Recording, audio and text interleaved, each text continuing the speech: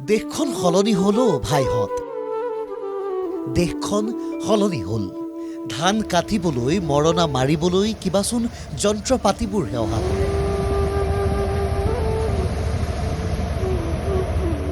পিতাৰ দেহা টান দদাইৰো এবুৰি কাম ককাই চহৰত থাকে নালাগে ধান তেনে কোনে গাব তাহানিৰ চহা জীৱনৰ গান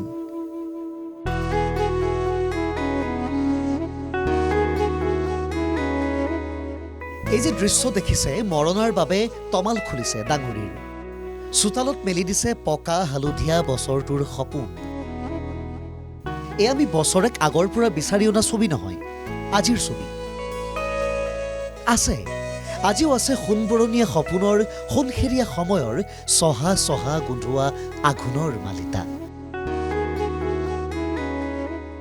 বোকাখাটৰ কিছু ঠাইত এয়া সাজু মৰণা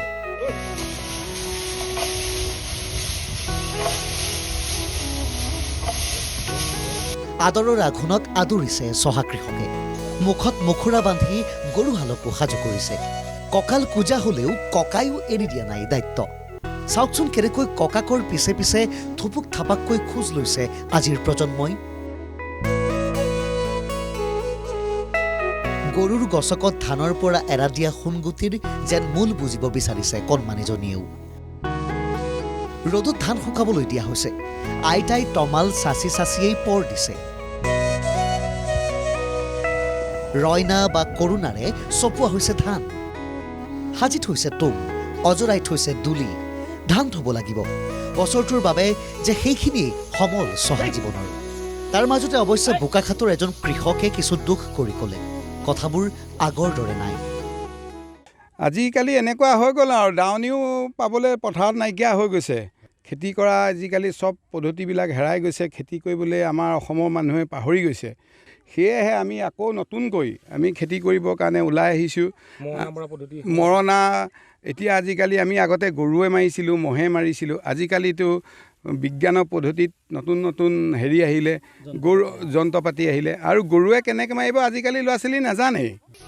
তথাপিও কৃষকৰ সপোনে হাঁহি বিচাৰি পোৱাৰ সময় এই আঘোণ হেৰাই যাব খুজিলেও ক'ৰবাত বিৱৰ্তনৰ তাগিদাতে হওক বা শিপাৰ জোৰতে হওক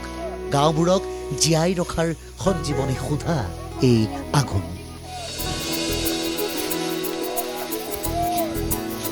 এই যে পথাৰত ধান দাইছে দাৱনীয়ে মুখত খিলি খিলি জাকৈয়া হাঁহি এপথাৰ সপোন বান্ধি শান দিছে কাচি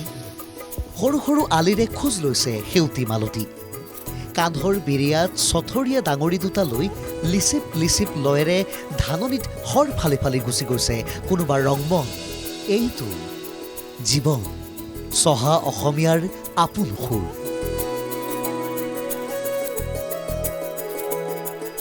তাৰ মাজতে কোনোৱে পথাৰত বহি লৈছে ৰবাব টেঙাৰ জ্যোতি এজেবা লোন কেইটামান জলকীয়াৰে সতেজ কৰিছে দেহাতী নৰা পেপা মনত আছেনে চোকা কাচি দাহেচীয়া নৰাডাল গাঁঠিতে কাটি মাজত এক কলাত্মক কাৰুকাৰ্যৰে কিমান পলকতে তৈয়াৰ হৈ যায় নৰা পেপা একোটা ল'ৰাহঁতে বজায় পথাৰ জীপাল হয়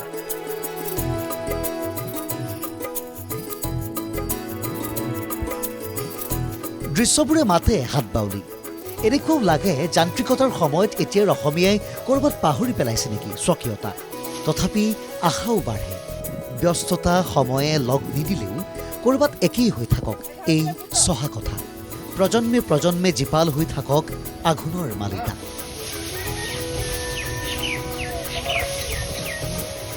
ভিডিঅ' জাৰ্নেলিষ্ট বিশ্বৰ সহযোগত বোকাখাটৰ পৰা ত্ৰিনয়ন বৰাৰ ৰিপৰ্ট NKTV+।